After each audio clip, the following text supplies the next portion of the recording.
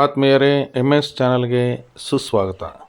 M S ಚಾನಲನ್ನು subscribe ಮಾಡಿಕೊಳ್ಳಿ ಹಾಗೂ ಕೆಳಗೆ ಕಾಣುವ ಬೆಲ್ ಐಕನನ್ನು ಒತ್ತಿ ಎಲ್ಲ ವಿಡಿಯೋಗಳನ್ನು ನೋಡಿ ಆನಂದಿಸಿ. ಎಲ್ಲರಿಗೂ ಒಳಿತಾಗಲಿ, ಎಲ್ಲರಿಗೂ ಶುಭವಾಗಲಿ.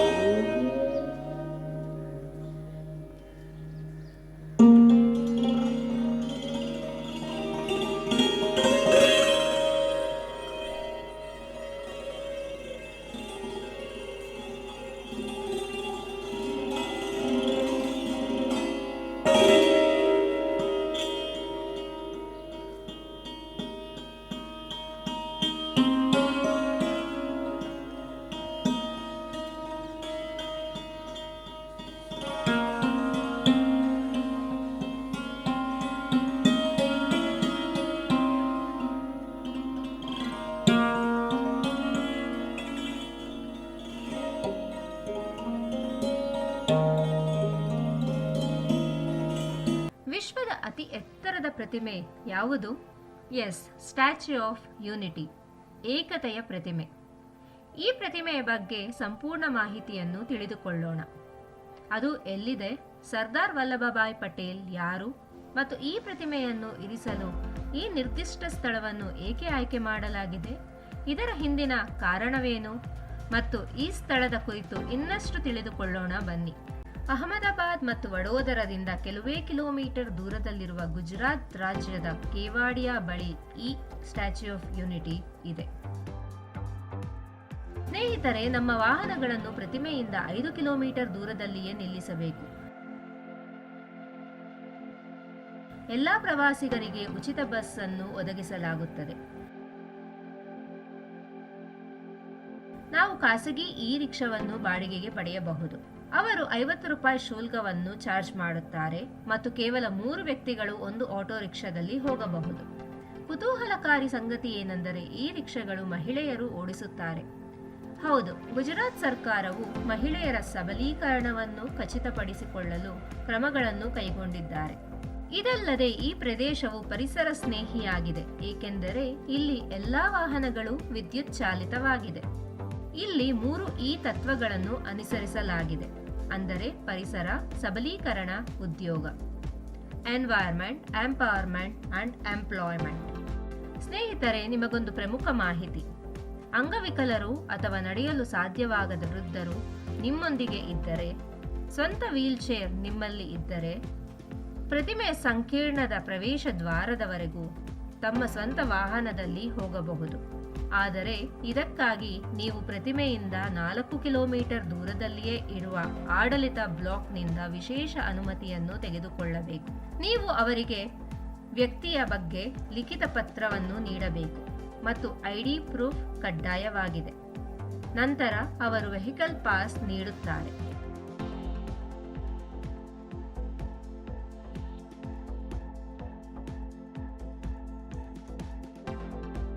ಎರಡು ಸ್ಥಳದಲ್ಲಿ ಭದ್ರತೆಯ ಪರಿಶೀಲನೆ ಇದೆ. ಪಾಸ್ ತೋರಿಸಿದ ನಂತರ ಅವರು ನಮಗೆ ಮುಂದುವರಿಯಲು ಅವಕಾಶ ಮಾಡಿಕೊಡುತ್ತಾರೆ.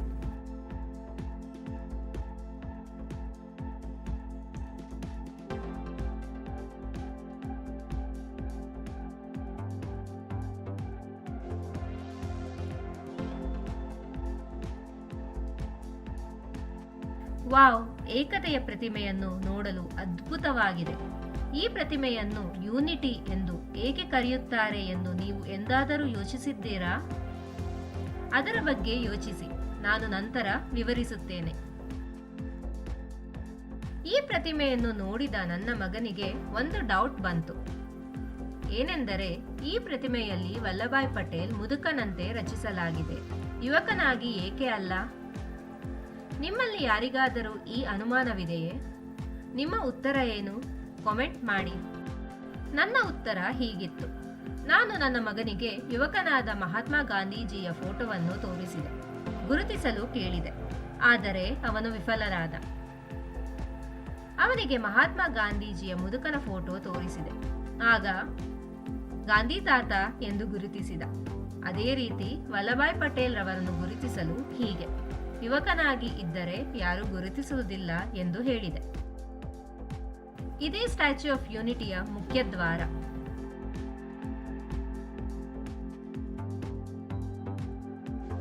ಸ್ನೇಹಿತರೆ, ಪಾರ್ಕಿಂಗ್ ಸ್ಥಳವನ್ನು ಕಂಡುಹಿಡಿಯುವುದು ತುಂಬಾ ಕಷ್ಟಕರವಾಯಿತು.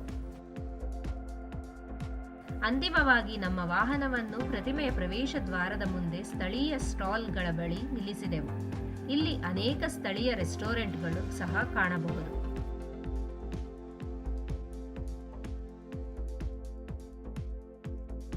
ಸ್ಟ್ಯಾಚ್ಯೂ ಆಫ್ ಯೂನಿಟಿ ಸೋಮವಾರ ರಜೆಯ ದಿನ, ಮೇಂಟೆನೆನ್ಸ್ಗಾಗಿ ಕ್ಲೋಸ್ ಮಾಡಲಾಗಿರುತ್ತದೆ. ಮೂಲ ಮಟ್ಟದ ಟಿಕೆಟ್ ₹180 ಪ್ರಾರಂಭವಾಗುತ್ತದೆ. ಇದರಲ್ಲಿ ನಿಮಗೆ ಎಕ್ಸಿಬಿಷನ್, ವ್ಯೂಯಿಂಗ್ ಗ್ಯಾಲರಿ ಮತ್ತು ಸ್ಟ್ಯಾಚ್ಯೂವಿನ ಫೀಟ್ ಲೆವೆಲ್ ಹೋಗಲು ಅನುಮತಿ ಇರುತ್ತದೆ. ಪ್ರತಿಮೆಯ ಎದೆಯ ಭಾಗಕ್ಕೆ ಹೋಗಲು ನೀವು ₹380 ಟಿಕೆಟ್ ಅನ್ನು ಖರೀದಿಸಬೇಕಾಗುತ್ತದೆ.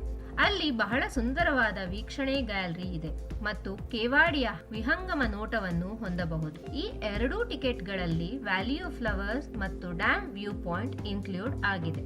ನೀವು ಸಂಪೂರ್ಣವಾಗಿ ಎಕ್ಸ್ಪ್ರೆಸ್ ಮತ್ತು ವಿಐಪಿ ಪ್ರವೇಶವನ್ನು ಬಯಸಿದರೆ ₹1030 ಪಾವತಿಸಲು ಸಿದ್ಧರಾಗಿರಿ. ಸ್ನೇಹಿತರೆ, ಇಲ್ಲಿ ಬಹುತೇಕ ಎಲ್ಲವನ್ನೂ ಒಳಗೊಂಡಿರುವ 380 ಟಿಕೆಟ್ ಖರೀದಿಸಲು ನಾನು ನಿಮಗೆ ಸಲಹೆ ನೀಡುತ್ತೇನೆ. ಸ್ಟ್ಯಾಚ್ಯೂ ಆಫ್ ಯೂನಿಟಿಗೆ ಸ್ವಾಗತ. ಪ್ರಪಂಚದಲ್ಲಿಯೇ ಅತಿ ಎತ್ತರದ ಪ್ರತಿಮೆ ಇದು.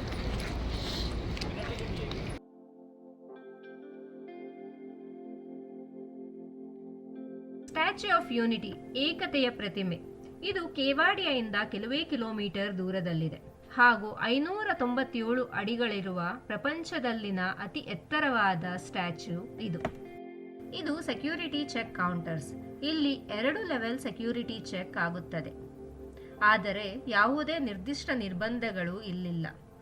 ನಾವು ಮೊಬೈಲ್ ಫೋನ್ಸ್ ಹಾಗೂ ಕ್ಯಾಮೆರಾ ಕೂಡ ನಮ್ಮೊಂದಿಗೆ ಕ್ಯಾರಿ ಮಾಡಬಹುದು.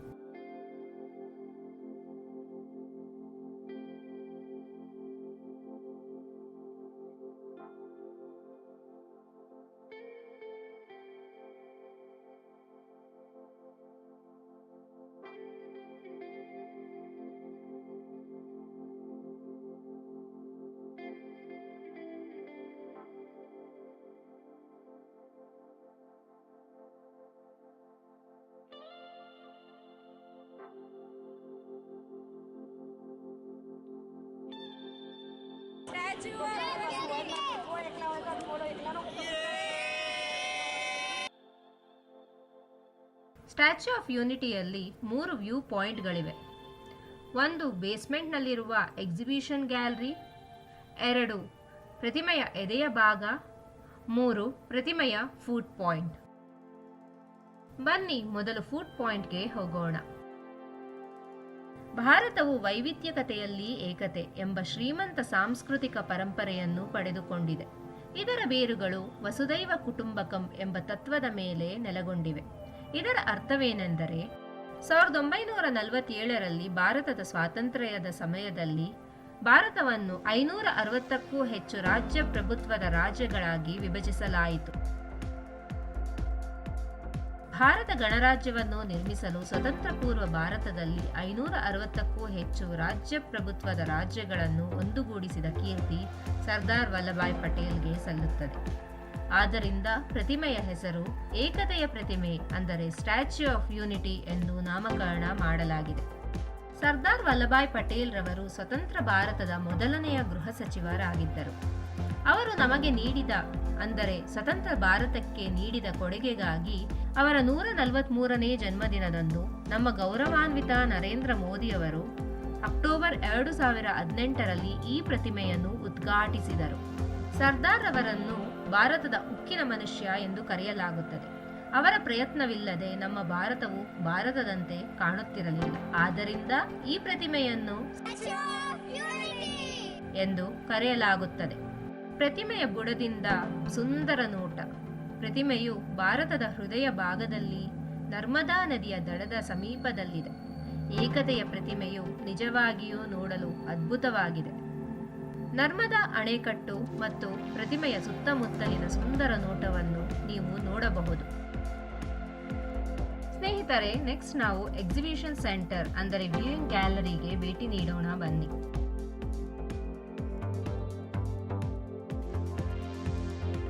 ಪ್ರತಿಮೆಯ ಪೀಠದಲ್ಲಿ ಸುಮಾರು 4600 ಚದರಡಿ ಮೀಟರ್ ವಿಸ್ತಾರದಲ್ಲಿ ಬೃಹತ್ ಪ್ರದರ್ಶನ ಸಭಾಂಗಣವನ್ನು ಸ್ಥಾಪಿಸಲಾಗಿದೆ. ಸಭಾಂಗಣವು ಸರ್ದಾರ್ ಪಟೇಲ್ ರವರ ಜೀವನ, ಬ್ರಿಟಿಷ್ ಆಡಳಿತ ವಿರುದ್ಧ ಸ್ವತಂತ್ರ ಚಳುವಳಿಕೆಗೆ ಅವರು ನೀಡಿದ ಕೊಡುಗೆಗಳು ಮತ್ತು ರಾಜ್ಯ ಪ್ರಭುತ್ವದ ರಾಜ್ಯಗಳ ಮಿಲನದಲ್ಲಿ ಅವರ ಪಾತ್ರವನ್ನು ಪ್ರದರ್ಶಿಸುತ್ತದೆ.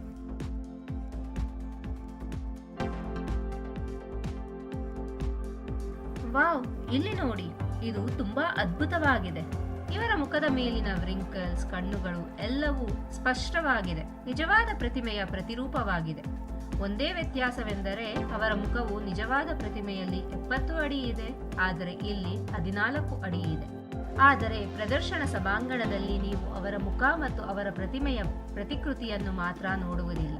ಈ ಪ್ರತಿಮೆಯ ತಯಾರಿಕೆಯ ಹಿಂದೆ ಏನಾಯಿತು ಎಂಬುದನ್ನು ಕುರಿತು ನೀವು ತಿಳಿದುಕೊಳ್ಳಬಹುದು. ನರ್ಮದಾ ಗ್ರಾಮ, ಬುಡಕಟ್ಟು ಜನರ ಜೀವನ, ನರ್ಮದಾ ಅಣೆಕಟ್ಟು ಮತ್ತು ಅದರ ಹಿಂದಿನ ಕತೆ, ಹೀಗೆ ಸಾಕಷ್ಟು ಚಿತ್ರಗಳು ಹಾಗೂ ವರ್ಣಚಿತ್ರಗಳನ್ನು ಇಲ್ಲಿ ನೀವು ನೋಡಬಹುದು. ಇದಲ್ಲದೆ ಗುಜರಾತಿನ ಸುಲ್ಪನೇಶ್ವರ ವನ್ಯಜೀವಿ ಅಭಯಾರಣ್ಯವನ್ನು ಇಲ್ಲಿ ವಿಶ್ಲೇಷಣೆ ಮಾಡಲಾಗಿದೆ. ಇಲ್ಲಿರುವ ಹಲವಾರು ಜಾತಿಯ ಪ್ರಾಣಿ ಪಕ್ಷಿಗಳು, ಕ್ರಿಮಿಕೀಟಗಳು, ಗಿಡಮರಗಳು ಎಲ್ಲವನ್ನೂ ವಿಶ್ಲೇಷಣೆ ಮಾಡಲಾಗಿದೆ. ವನ್ಯಜೀವಿಗಳ ಬಗ್ಗೆ ಮಕ್ಕಳಿಗೆ ಸಾಕಷ್ಟು ಮಾಹಿತಿ ಇಲ್ಲಿ ದೊರೆಯುತ್ತದೆ.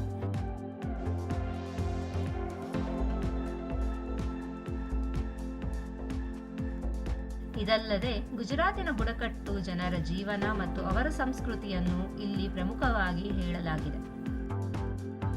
ಇದು ಸರ್ದಾರ್ ಅವರ ಹೆಜ್ಜೆಯಲ್ಲಿ ಪ್ರತಿಜ್ಞೆ ಮಾಡುವ ಸ್ಥಳ. ದಿವಂಗತ ಸರ್ದಾರ್ ವಲ್ಲಭಾಯ್ ಪಟೇಲ್ ರವರ ದೃಷ್ಟಿಕೋನ ಮತ್ತು ಕ್ರಮಗಳಿಂದ ಸಾಧ್ಯವಾದ ನನ್ನ ದೇಶ ಏಕೀಕರಣ ಉತ್ಸಾಹದಲ್ಲಿ ನಾನು ಈ ಪ್ರತಿಜ್ಞೆಯನ್ನು ತೆಗೆದುಕೊಳ್ಳುತ್ತಿದ್ದೇನೆ. ನನ್ನ ದೇಶದ ಆಂತರಿಕ ಭದ್ರತೆಯನ್ನು ನನ್ನದೇ ಆದ ಕೊಡುಗೆಯನ್ನು ನೀಡಲು ನಾನು ಸಹ ಗಂಭೀರವಾಗಿ ನಿರ್ಧರಿಸುತ್ತೇನೆ ಎಂದು ಈ ಸ್ಥಳದಲ್ಲಿ ಹೇಳಲಾಗುತ್ತದೆ.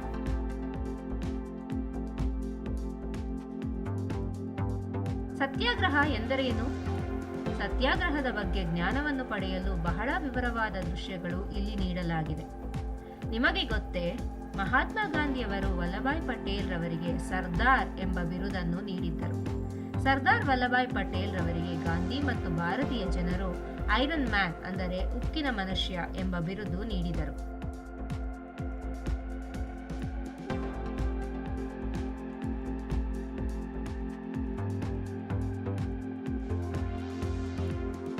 ಈ ಪ್ರತಿಮೆಯನ್ನು ಭಾರತೀಯ ಶಿಲ್ಪಿ ರಾಮ್ ವಿ ಸುತಾರ್ ವಿನ್ಯಾಸಗೊಳಿಸಿದ್ದಾರೆ.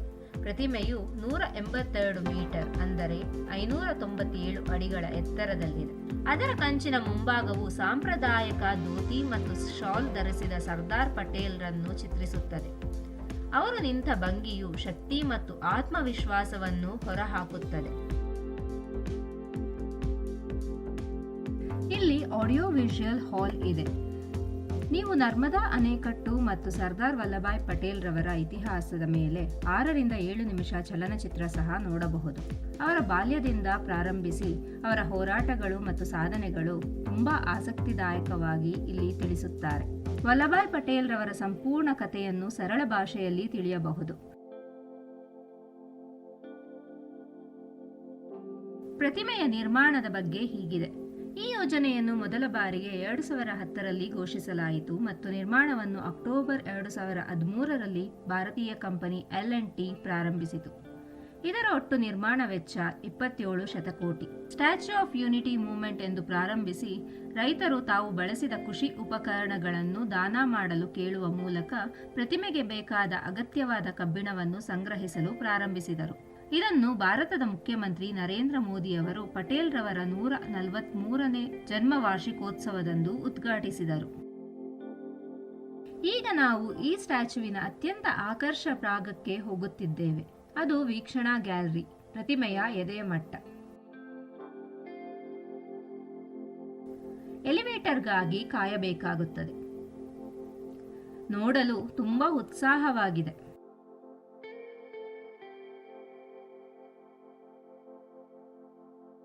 ಇದು ನಿಜವಾಗಿಯೂ ಅದ್ಭುತ.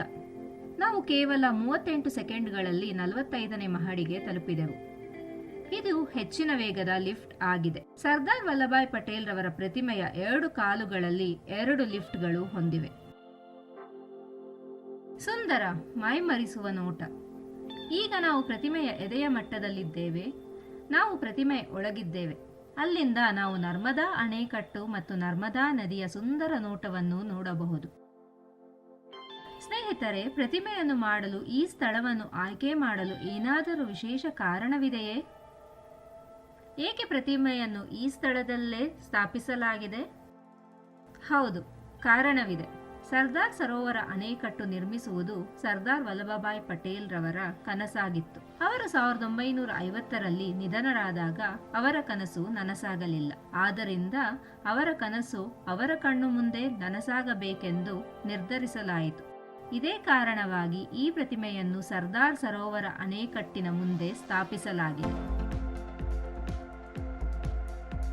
ಈ ಪ್ರತಿಮೆಯು 182 ಮೀಟರ್ ಇಡಲು ಕಾರಣ ಗುಜರಾತ್ ವಿಧಾನಸಭೆಯಲ್ಲಿ 182 ಸ್ಥಾನಗಳಿವೆ. ಆದ್ದರಿಂದ 182 ಮೀಟರ್ ಆಯ್ಕೆ ಮಾಡಲಾಗಿದೆ. ಸ್ಟ್ಯಾಚ್ಯೂ ಆಫ್ ಯೂನಿಟಿ ಸಂಕೀರ್ಣವು ಸುಂದರವಾದ ಭೂದೃಶ್ಯದ ಏಕತಾ ಉದ್ಯಾನ ಮತ್ತು ಸರ್ದಾರ್ ಪಟೇಲ್ ರವರ ಜೀವನ ಮತ್ತು ಸಾಧನೆಗಳ ಮೀಸಲಾದ ವಸ್ತು ಸಂಗ್ರಹಾಲಯವನ್ನು ಒಳಗೊಂಡಿದೆ. ಇದು ಸಂದರ್ಶಕರು ಭಾರತದ ಇತಿಹಾಸವನ್ನು ಆಳವಾಗಿ ಅಧ್ಯಯನ ಮಾಡಲು ಮತ್ತು ಸ್ವತಂತ್ರಕ್ಕಾಗಿ ಅವರ ಹೋರಾಟದ ಒಳನೋಟವನ್ನು ಪಡೆಯುವ ಸ್ಥಳವಾಗಿದೆ. ಸೂರ್ಯಾಸ್ತದ ನಂತರ ಏಕತೆಯ ಪ್ರತಿಮೆ ಹೇಗೆ ಕಾಣುತ್ತದೆ ಎಂದು ಎಂದಾದರೂ ಯೋಚಿಸಿದ್ದೀರಾ? ಪ್ರಕಾಶಿತ ದೀಪಗಳ ಸಹಾಯದಿಂದ ಪ್ರತಿಮೆಯು ಹಗಲಿನ ಸಮಯಕ್ಕಿಂತಲೂ ಹೆಚ್ಚು ಸುಂದರವಾಗಿ ಹೊಳೆಯುತ್ತದೆ. ಸೂರ್ಯಾಸ್ತದ ನಂತರ ಜನರಿಗೆ ಆ ಅನುಭವವನ್ನು ಪಡೆಯಲು ಸರ್ಕಾರವು 30 ನಿಮಿಷ ಬೆಳಕಿನ ಪ್ರದರ್ಶನವನ್ನು ಸಹ ಏರ್ಪಡಿಸಿದೆ. ಪ್ರತಿಮೆಯಿಂದ 600 ಮೀಟರ್ ದೂರದಲ್ಲಿ ಇರಿಸಲಾಗಿರುವ 51 ಹೈ ರೆಸಲ್ಯೂಷನ್ ಪ್ರೊಜೆಕ್ಟರ್ಗಳೊಂದಿಗೆ ಭಾರತದ ಉಕ್ಕಿನ ಮನುಷ್ಯ ಜೀವಂತವಾಗಿದ್ದ ಕಾಲದ ಜೀವನವನ್ನು ತೋರಿಸಲಾಗುತ್ತದೆ. ದೀಪಗಳ ಸಹಾಯದಿಂದ ಈ ಸುಂದರ ಕಥೆ ಹೇಳುವ ಅಧಿವೇಶವನ್ನು ಮಂಗಳವಾರದಿಂದ ಭಾನುವಾರದವರೆಗೂ ನಡೆಯಲಾಗುತ್ತದೆ. ಈ ಪ್ರದರ್ಶನದ ಉತ್ತಮ ಭಾಗವೆಂದರೆ ಪ್ರತಿಯೊಬ್ಬರೂ ಈ ಪ್ರದರ್ಶನವನ್ನು ವೀಕ್ಷಿಸಬಹುದು, ಏಕೆಂದರೆ ಇದು ಎಲ್ಲರಿಗೂ ಉಚಿತವಾಗಿದೆ.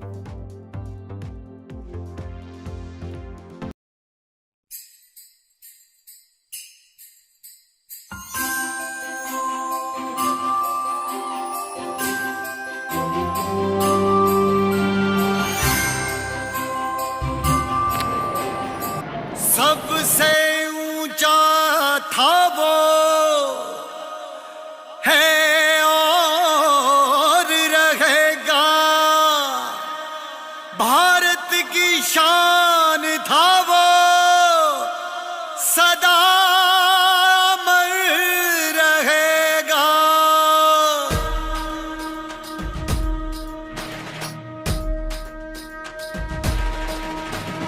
सबसे ऊंचा है सबसे शानदार, लोह पुरुष है हमारा सरदार।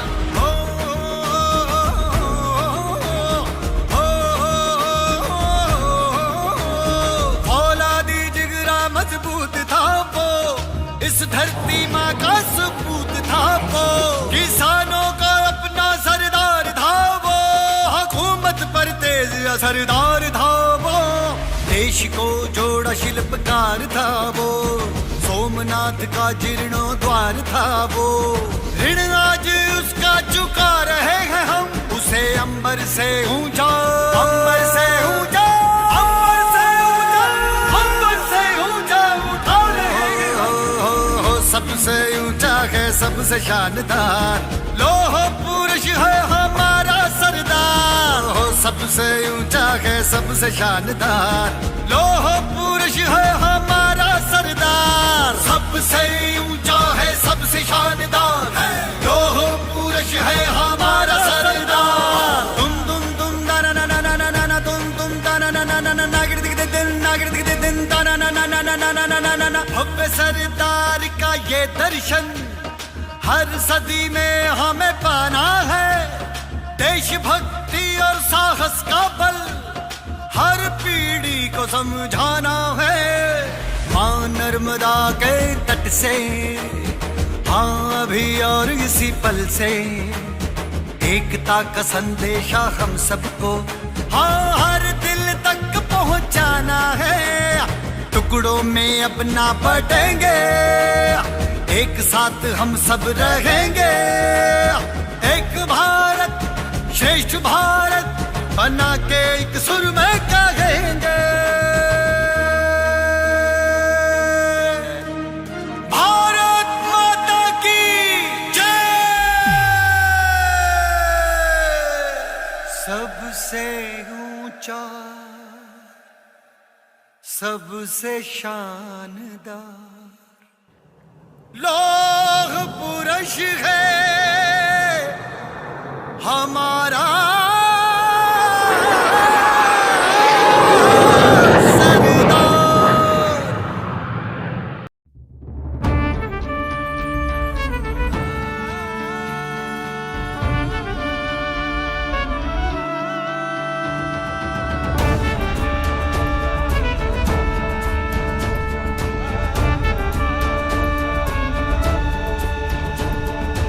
याद से जिनकी मस्तक सबका नमन करे हर बार,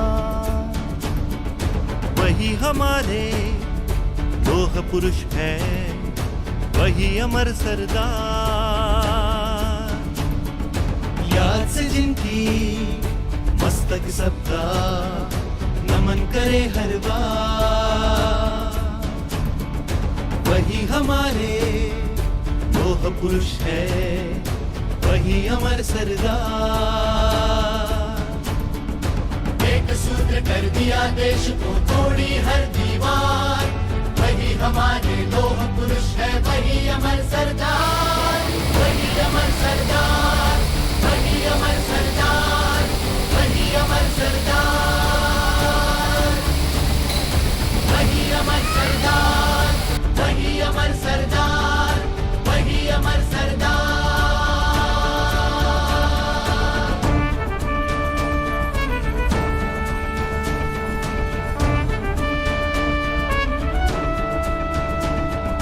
स्वतंत्रता के वे सेनानी, राजनीति के वे थे ज्ञानी, निर्णय उनके थे तूफानी, महावीर और स्वाभिमानी। स्वतंत्रता के वे सेनानी, राजनीति के वे थे ज्ञानी, निर्णय उनके थे तूफानी, महावीर और स्वाभिमानी। कर्मयोगी और नीतिवान थे देशभक्त दमदार, वही हमारे लोह पुरुष है, वही अमर सरदार। वही अमर सरदार, वही अमर सरदार, वही अमर सरदार।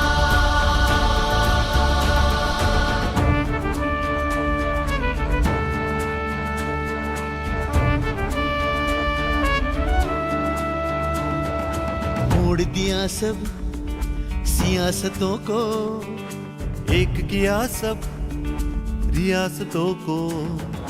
काम उनके बड़े महान हैं, भारत को उन पर गुमान है। जिनके संकल्पों को हरदम नमन करे संसार, वही हमारे लोह पुरुष है, वही अमर सरदार, वही अमर सरदार, वही अमर सरदार, वही अमर सरदार, वही अमर सरदार, वही अमर सरदार, वही अमर सरदार। याद से जिनकी मस्तक सबका नमन करे हर बार, वही हमारे लोह पुरुष है, वही अमर सरदार। एक सूत्र कर दिया देश को तोड़ी हर दीवार, वही हमारे लोह पुरुष है, वही अमर सरदार, वही अमर सरदार, वही अमर सरदार, वही अमर सरदार, वही अमर सरदार, वही अमर सरदार।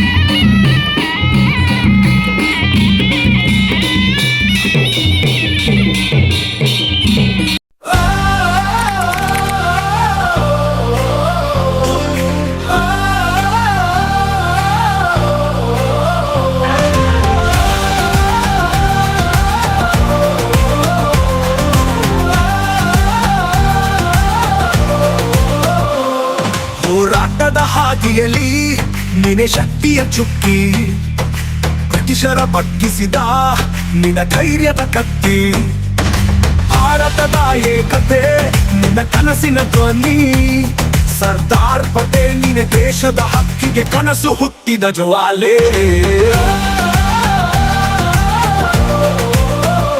ರಾಷ್ಟ್ರದ ಹೃದಯದಲ್ಲಿ ಹೊತ್ತಿತು ನಿನ್ನ ತ್ಯಾಗದ ದೀಪ, ಸೂಕ್ಷ್ಮ ಶಕ್ತಿಯ ರೂಪಕ, ಏಕತೆಯ ಸೈನ್ಯದ ಜಾಗೃತ. ರಾಜ್ಯಗಳನ್ನು ಸೇರಿಸಿದ ನಿನ್ನ ತೀಕ್ಷ್ಣ ಚಾಣಾಕ್ಷತೆ, ಜಗತ್ತಿಗೆ ನೀನು ಬೋಧಿಸಿದ ಭಾರತದ ಅನನ್ಯತೆ. ಸರ್ದಾರ್ ಏಕತೆಯ ಯೋಧ ನಿನ್ನ ಹೆಜ್ಜೆಯ ಪಥ, ಭಾರತದ ನಾಡಿನಲ್ಲಿ ನೆರೆದ ನಿನ್ನ ಸಾಧನೆ. ವಲ್ಲಭಭಾಯಿ ಪಟೇಲ್ ನಿನ್ನ ಧೈರ್ಯದ ಶಕ್ತಿ, ನಿನ್ನ ಹೆಜ್ಜೆಯಲ್ಲಿ ಹೊಡೆಯಿತು ಈ ನಾಡಿನ ಏಕತೆ.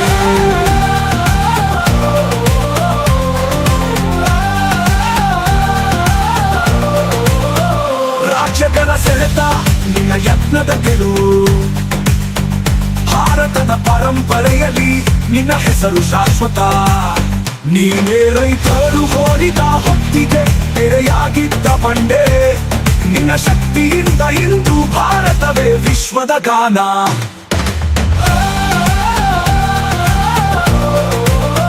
ಅಹಿಂಸೆಯ ಮಾರ್ಗದಲ್ಲಿ ನೀನು ಕಟ್ಟಿದ ಸೇತುವೆ, ಭಿನ್ನತೆಗಳ ಸಮುದ್ರದಲ್ಲಿ ಏಕತೆಗಳ ದೀಪಾವಳಿ.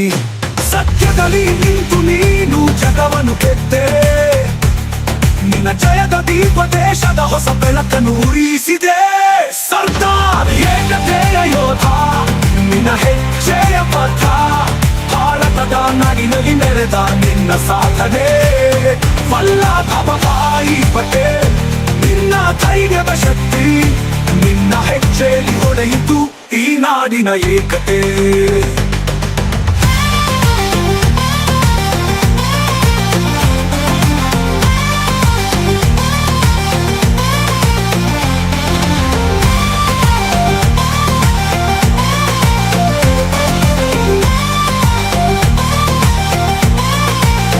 ನಿನ್ನ ಕಾಠಿಣ ಶಕ್ತಿ ನಿನ್ನ ದಿಟ್ಟ ನಿರ್ಧಾರ ಭಾರತದ ಇತಿಹಾಸದಲ್ಲಿ ಬರೆದಿತ್ತು ನಿನ್ನ ಯುಗ ಏಕತೆಯ ಚಿಹ್ನೆಯಾಗಿ ಈ ನಾಡಿಗೆ ನಿನ್ನ ನೆನಪು ಬೆಳೆಯುತ್ತಿದೆ ನಮ್ಮ ಹೃದಯದಲ್ಲಿ ನಿನ್ನ ತ್ಯಾಗದ ಗೀತೆ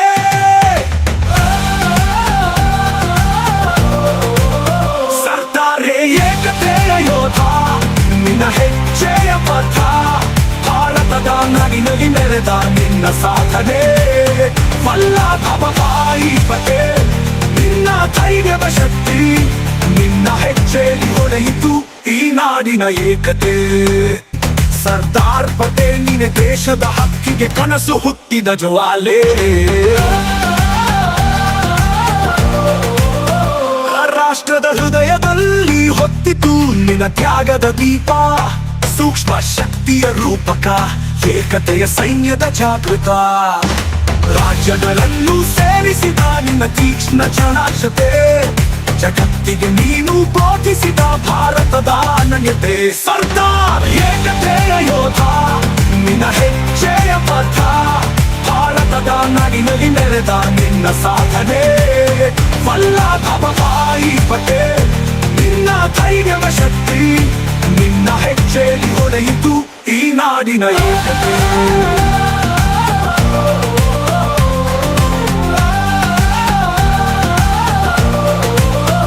ರಾಜ್ಯಗಳ ಸೆಳೆತ